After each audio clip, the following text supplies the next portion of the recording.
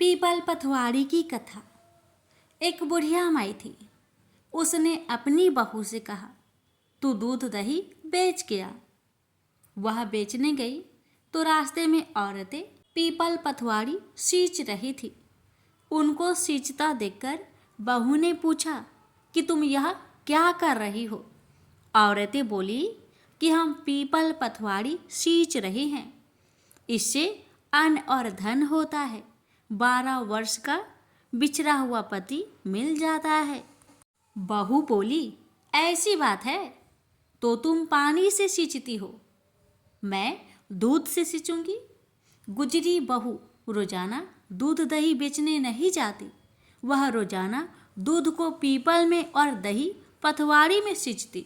सास दूध दही का दाम मांगती तो वह कह देती, महीना पूरा हो जाने पर लाकर दूंगी। जब महीना पूरा हो गया, पूर्णिमा के दिन बहू पीपल पथवाड़ी के पास जाकर बैठ गई। पथवाड़ी ने पूछा, तुम मेरे पास क्यों बैठ गई? बहू बोली कि सासू दूध दही का दाम मांगेगी। पीपल पथवाड़ी बोली कि मेरे पास क्या दाम रखा है, ये भरा टिंडा पान पतूरा, इसको ले जा। बहू ने वही ले जाकर कोठरी में रख दिया और डर के मारे कपड़ा ओढ़ कर सो गई। सासू बोली, पैसे ले आई बहू? बहू बोली, कोठरी में रखे हैं। सासू ने कोठरी खोल के देखी तो देखा हीरा मोती जगमगा रहे हैं। सासू बोली, बहू इतना धन कहाँ से लाई? बहू ने आकर देखा तो सच्ची में ही धन भरा हुआ है।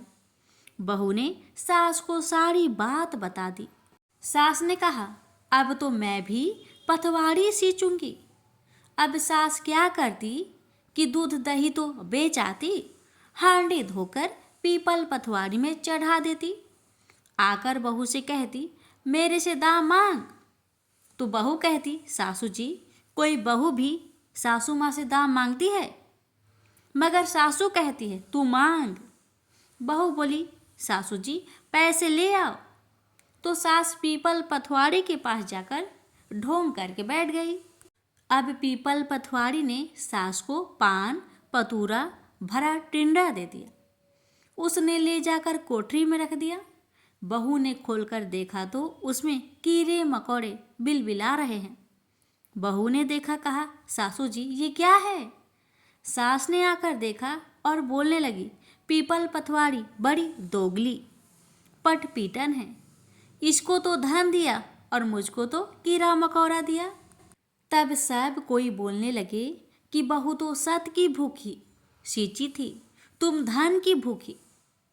हे पथवाड़ी माता, जैसा बहू को दिया वैसा सबको देना, जैसा सास को दिया वैसा किसी को ना देना। प्रेम से बोलिए, पीपल पथवाड़ी माता की जय।